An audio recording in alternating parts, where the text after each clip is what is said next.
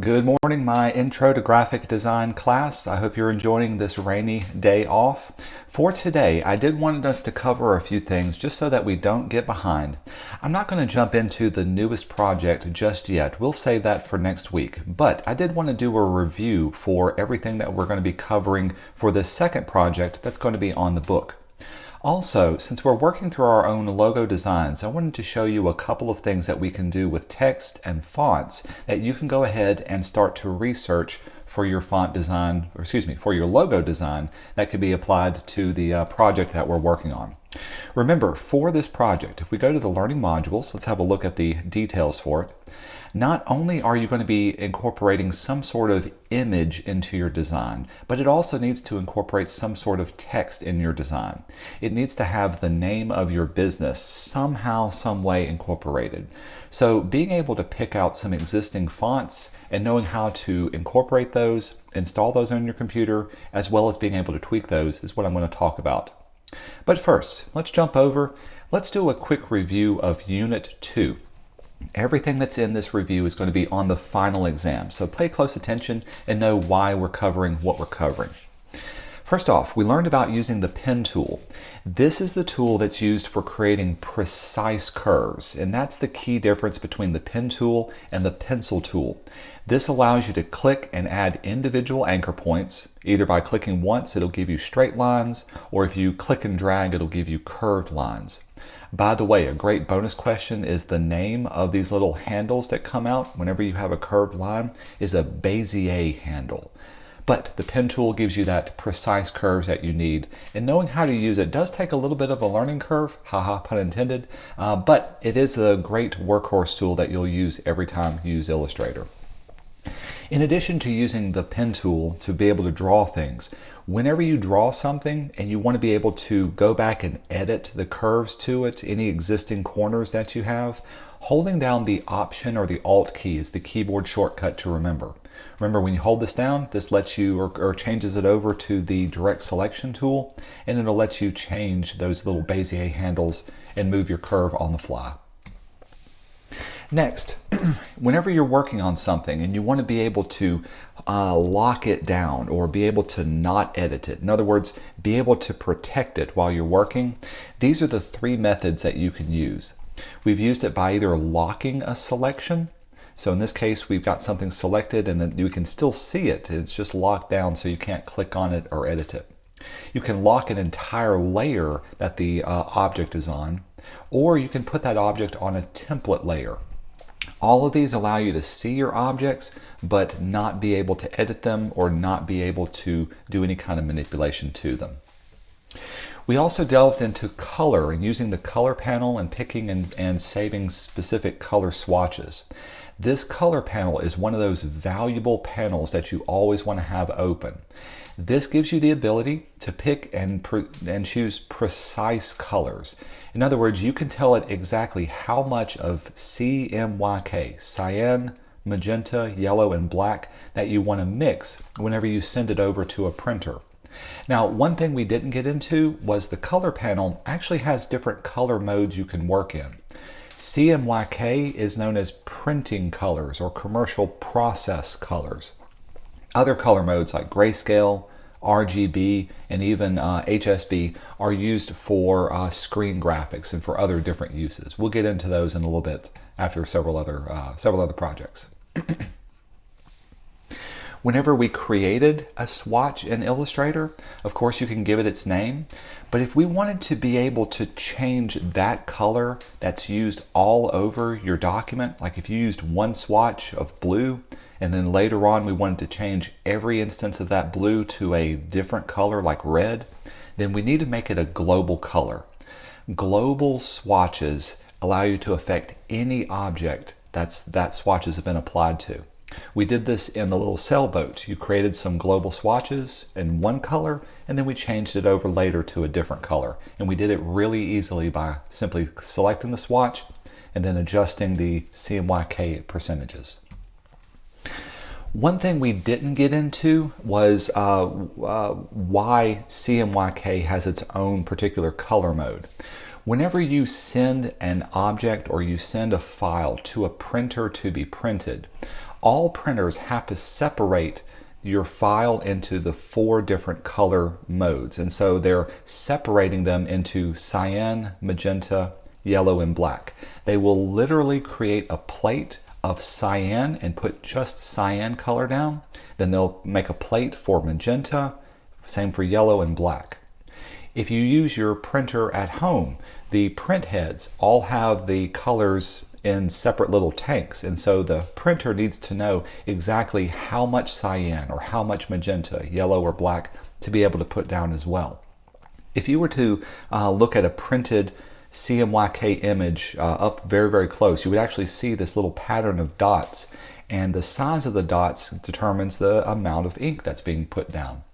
This is known as a separation process, and so knowing that CMYK is a separation for commercial printing process is what's going to be on the test and what you need to be able to know. There are other different processes. There are spot processes where you can put down other colors, but for the most part, 99% of everything you're going to work with will be a separation process. Also in this particular project, we delved into 3 different artificial intelligence tools that Illustrator has incorporated. Now later on they may have several new ones that come out in beta, but these are the 3 best ones that I've been using for the last couple of years. First of all, we did generative recolor. This allows you to select your image that you've created and type in a description of how you want the colors to look, and it'll automatically start to recolor your artwork for you. Text to vector allows us to type in a prompt of what we want to create, and it'll vectorize, it'll create its own images for you. For me, the most powerful one was retype. If you are ever given any kind of artwork and you don't know what the font is, or even if it's not an editable font, retype allows you to select some text, it'll look at it and go through Adobe's entire font library and try to find a close match to that font. Very powerful and very useful if you're having to recreate something from somebody and they don't have the original files to work from. We'll look at Adobe's font collection in just a little bit. One other new tool that we used is the blob brush tool. Now, Illustrator has 2 different brushes. The blob brush creates solid filled shapes. That's the key to remember. There is a regular brush and it creates, just like the pencil or the pen tool, but it creates lines and outlines. The thing to remember for the blob brush is that it creates those solid fill shapes, and we did that whenever we created the little splash at the end of the project. And then I think that's it. So that's the last one that we have for this review. Next thing I want to talk about is some things that we can do with your project and how we can incorporate fonts into the project that we're working on. Now, the textbook actually comes with a variety of different fonts that we're going to be using in some of the projects. As a matter of fact, the next project that we're going to work on is going to require you to install some fonts. If you haven't done this already, let me show you how to do it. First off, go to the Against the Clock webpage and go ahead and log into it. When you click on your My Account and go to your Accounts and Files, you know you can come to here to download everything. One of the things you'll need to download, if you haven't done so already, is the ATC OpenType fonts. This will be downloaded as a zip file, so you need to uncompress it. Now, if you're on your own computer, you'll need to install these, but if you're working on my computer, then you can go ahead, and I've already installed them on mine. Now, once you uncompress these and you open them up, if you're on a Mac computer, this is a really simple process. If you're on a Windows computer, the process is very similar. Most fonts that you install on your computer either are an OTF or a TTF, an OpenType or a TrueType. And to install them, simply double-clicking on them. If you're on a Mac, it's going to open up a program called FontBook. FontBook looks at your fonts and makes sure everything is okay with them. Sometimes there's problem with fonts. If you click Install, this will install it and allow you to use it on your computer. Now, if there's any problems with your fonts that you have, then it'll also say, hey, there's a duplicate, or maybe there's some issues, and it'll give you a warning about it. In our case, once it's installed, you should be able to use that particular font. If you need to, you can select multiple fonts, double click on them, It'll give you a little preview and you can click install and do all of them at once. Another great place that you can find fonts is just by simply searching online. Now, fonts are just like any type of artwork that you have. People have to sit down and create them and design them. And so fonts, you need to have permission to be able to use them, or you need to be able to pay for them to use them.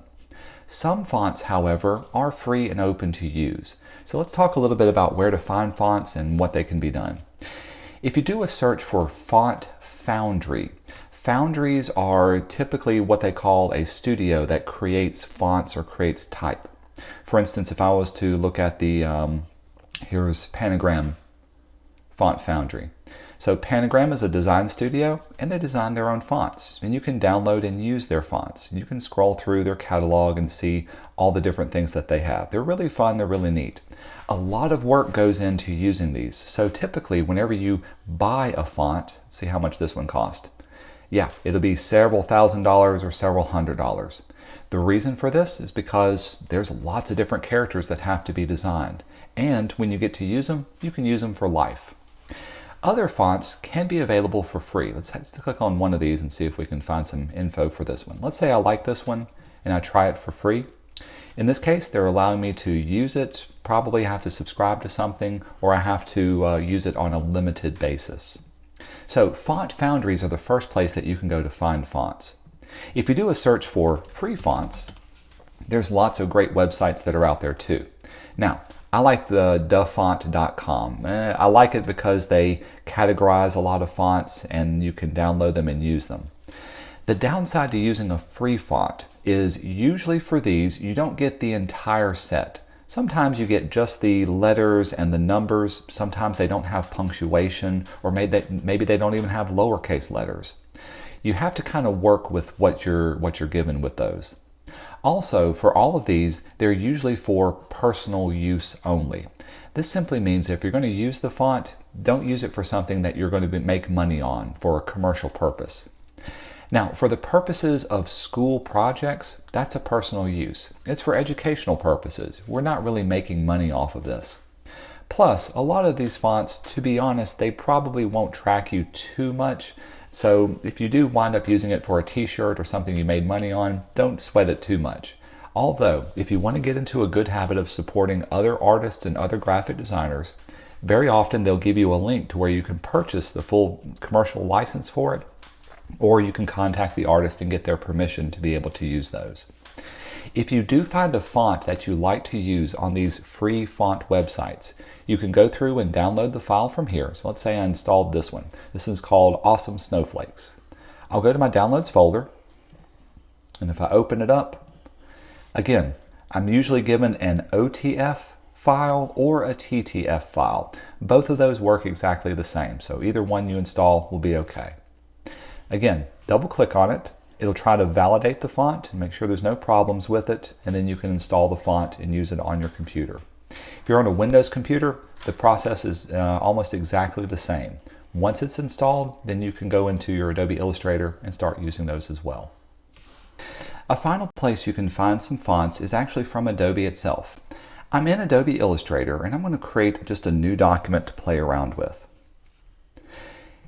To add text to your document, the tool that we're going to be using in the next project is going to be our type tool. It has a little T, and when you select it, notice at the very top you get a variety of different options that you can use to manipulate your type. Not only can you change the fill and stroke color of it, you get access to the character panel, which allows you to pick and choose from all the fonts that are already installed on your computer. If I was to click once, this will give me some dummy text to play around with, and so I can type out Mr. Ivy's class, something like this. I can highlight text. I've got a little tool that follows me around as well. Then this little helper panel also gives me access to all the fonts that I have and be able to work with. I can change the size of it, or if the font has a different version of it up here at the top, I can choose the same font but a different variation of it from here. And we'll get into using these panels and what you can do with it as well. To find more fonts from Adobe, you can go up to the word Type at the very top and choose More Fonts from Adobe Fonts. Now this is going to take you to Adobe's font website. Give it a second. You may have to log in to be able to see it, but this is another fantastic free tool that's available for you to use since you have access to Adobe's license. From here, Adobe has thousands of fonts from different foundries that you can use for free, even for commercial purposes. If you wanted to search through these fonts to be able to see the different kinds you have, we're in the Browse All section. From here, I can either search by looking at different filters. So for instance, if I know I want something that has a clean feel, this will show me more clean type fonts, very modern. If I wanted something that's more funky, I can click on those and I can scroll through and search through all the different funky fonts that they have. If there's a certain kind of font that I know I'm looking for, a certain style, like if I want it to have a serif or it to be scripted, I can also clarify it. So a funky scripted font gives me some of these to be able to work from. Those are really nice. And you can play around with the different properties that are over here on the left-hand side. The other way you can do is to simply search for it, either by a specific name or certain keywords. So if your business was the candy store and I wanted to search for candy up here at the top, just to see what comes up. Here's a variety of different fonts that are on here that have candy as their titles to work from. That's kind of cool. And you get a little preview of what it looks like. If you do have a font that you like and you want to be able to install it on your computer, let's say I like this Marcel. I can click on Add Family at the bottom of it. And to add this to your computer, you do need to use the app, the Creative Cloud app. So I'm going to click on Open App. This will take me back over and it should launch my Adobe Creative Cloud. It should do it. Let's see if I can get it to open here. From here, I can then click on my little fonts menu if it doesn't automatically add. We'll close this out. We'll skip the tour. And here it is loaded up. Now it's loaded in here, but I still need to install the family. We'll say, got it.